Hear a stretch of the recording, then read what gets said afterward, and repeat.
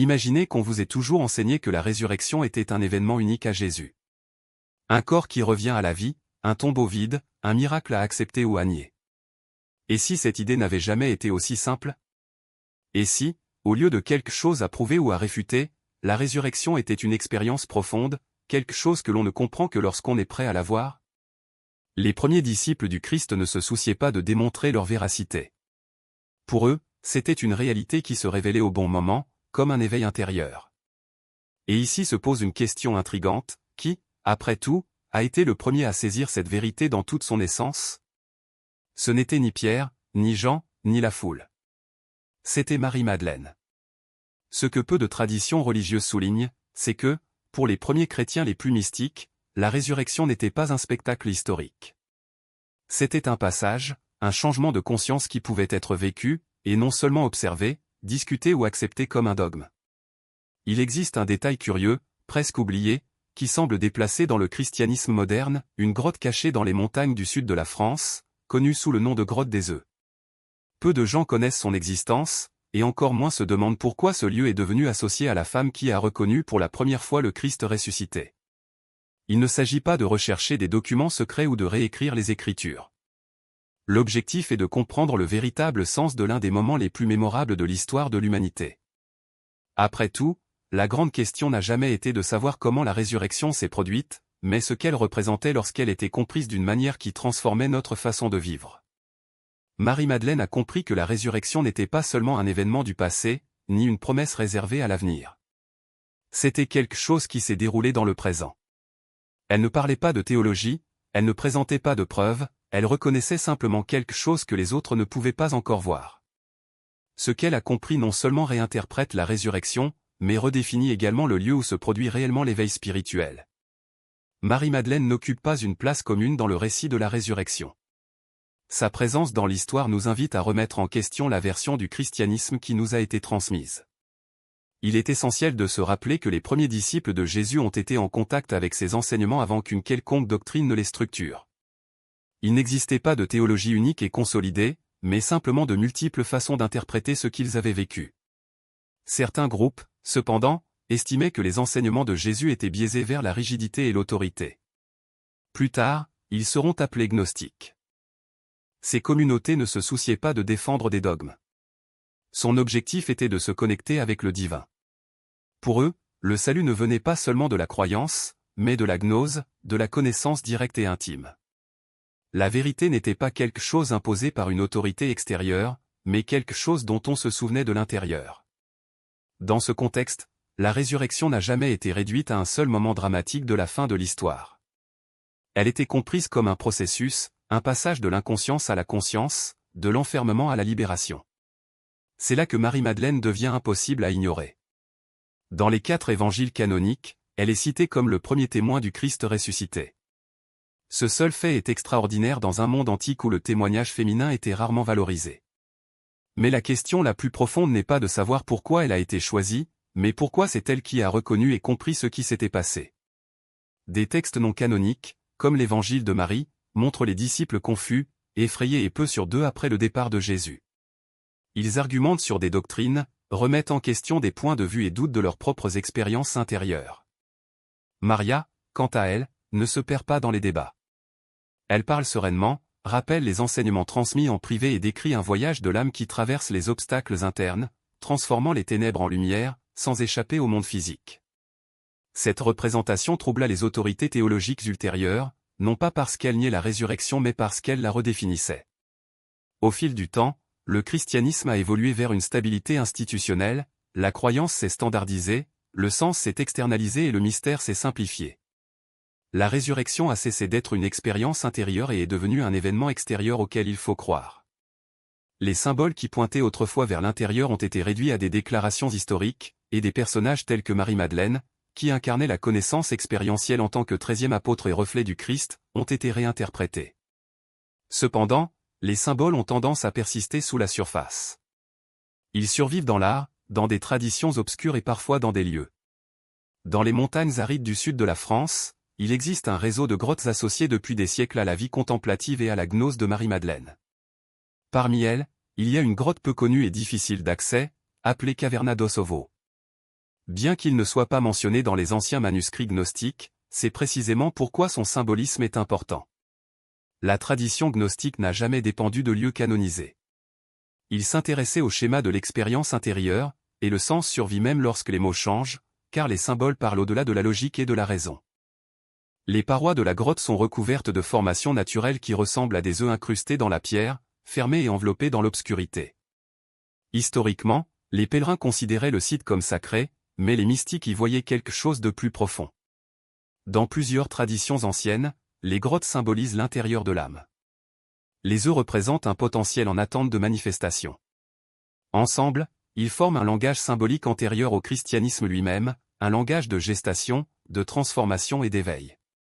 Lorsque ce langage est compris, la résurrection cesse d'être une fin et devient un début, quelque chose qui se produit dans le silence, l'obscurité et le calme. En déchiffrant cette symbolique, la résurrection cesse d'être une histoire à interpréter et devient un processus reconnaissable. Une manière non pas d'éviter l'obscurité, mais de la transformer. Parce que le vrai mystère n'est pas dans le tombeau ou la grotte, mais dans ce qui s'éveille après y être entré. C'est là que tout commence à changer. Si la résurrection n'était qu'un corps revenant à la vie, les symboles qui l'entourent seraient inutiles, le tombeau scellé, la pierre, le silence, l'incertitude, la confusion. Les symboles apparaissent lorsque les mots ne suffisent pas. Et l'un d'eux apparaît de manière répétée dans différentes cultures, au fil des siècles, dans des traditions spirituelles qui n'ont jamais communiqué entre elles, l'œuf. L'œuf, c'est la vie, mais pas encore visible. C'est complet, mais fermé. C'est entier, mais caché. Rien n'y est ajouté de l'extérieur. Quelque chose pénètre pour générer la vie. Tout ce dont nous avons besoin est déjà là, contenu dans un potentiel silencieux. C'est la première clé pour comprendre la résurrection telle que la voyaient les gnostiques. Ce n'était pas quelque chose imposé à l'âme, mais quelque chose qui se déroulait de l'intérieur vers l'extérieur. C'est pourquoi la grotte est importante. Non pas comme preuve, mais comme métaphore. Un tombeau n'est pas seulement un lieu de mort. C'est une chambre étanche, un seuil, un espace de transition. Et, symboliquement, ce n'est pas différent d'une grotte. Vous restez au seuil de ce qui n'a pas encore été révélé, vous êtes, sans le savoir, à l'intérieur de la grotte. Peu importe que l'espace soit physique ou intérieur, ce qui définit la transformation, c'est la volonté d'habiter ce qui n'est pas compris. La résurrection, en ce sens, n'est pas un événement attendu, mais un processus accueilli. Et accueillir ne signifie pas comprendre, mais laisser l'inconnu travailler en silence, comme l'eau qui façonne la pierre goutte à goutte, sans précipitation, sans chichi. La grotte des œufs n'est pas un lieu de réponse, mais de questions qui n'exigent pas de réponse immédiate. Ces parois brutes, ces formations organiques, n'ont pas été taillées pour impressionner, mais pour rappeler, la vie ne s'impose pas, elle se déroule. Et le déploiement demande du temps en le même temps que refuse l'esprit moderne, toujours avide de résultats, de conclusions, de preuves. Cependant, la résurrection gnostique n'est pas prouvée. Elle se reconnaît. Ce n'est pas un costume à vérifier, mais une présence à remarquer.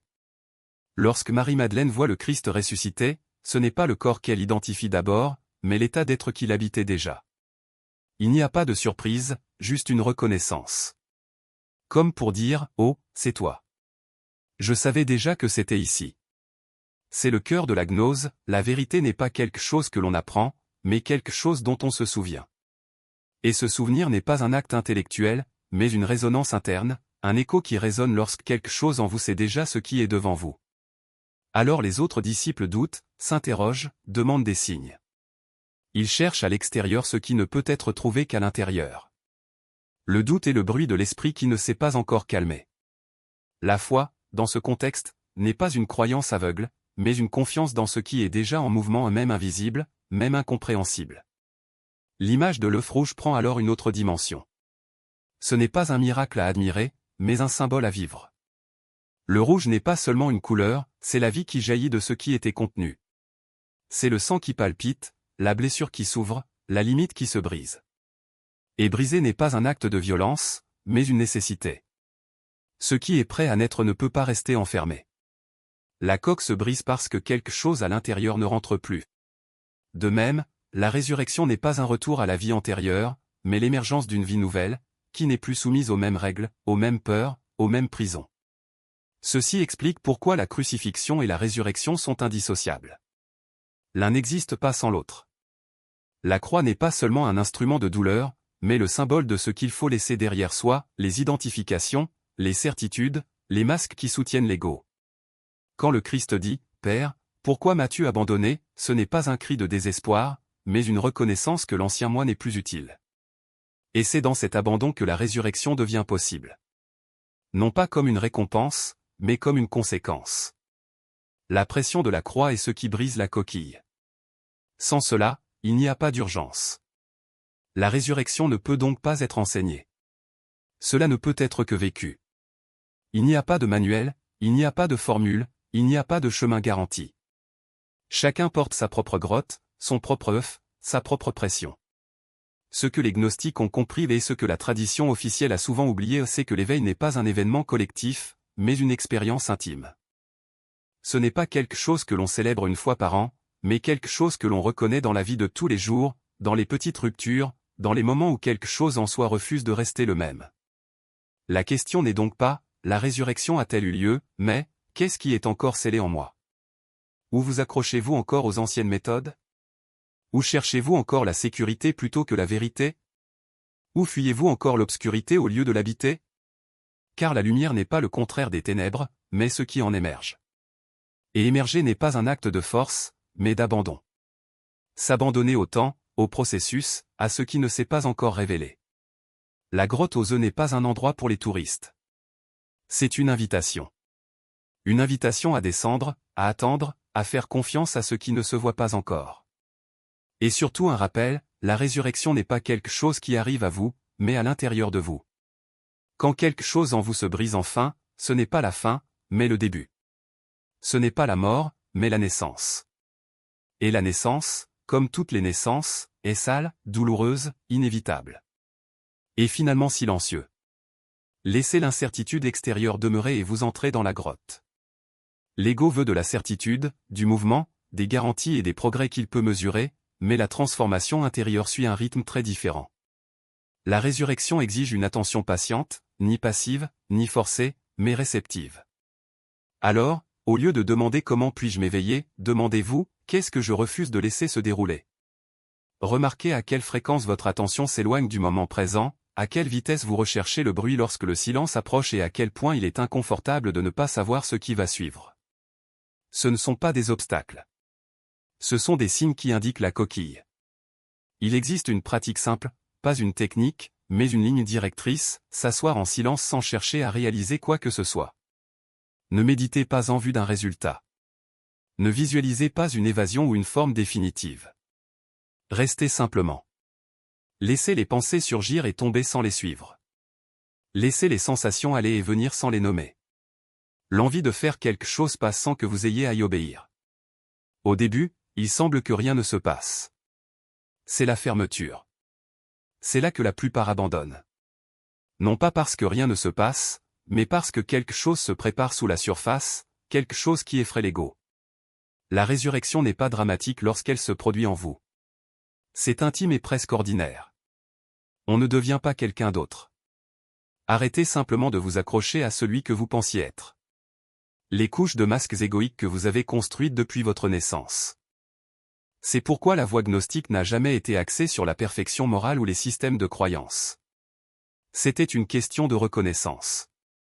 Voyez ce qui était toujours présent sous le bruit. Si vous essayez de forcer ce processus, la coque durcit. Si vous l'abandonnez, rien ne sort. Mais si vous restez, si vous faites confiance, quelque chose finit par bouger tout seul. La grotte s'ouvre, l'œuf se brise, non pas parce que vous l'avez demandé, mais parce que vous l'avez autorisé. Et une fois qu'on a goûté, ne serait-ce qu'un instant, à cette émergence intérieure, la résurrection cesse d'être une histoire du passé et devient une possibilité vivante. Celui qui se déroule en silence, exactement là où vous êtes prêt à rester.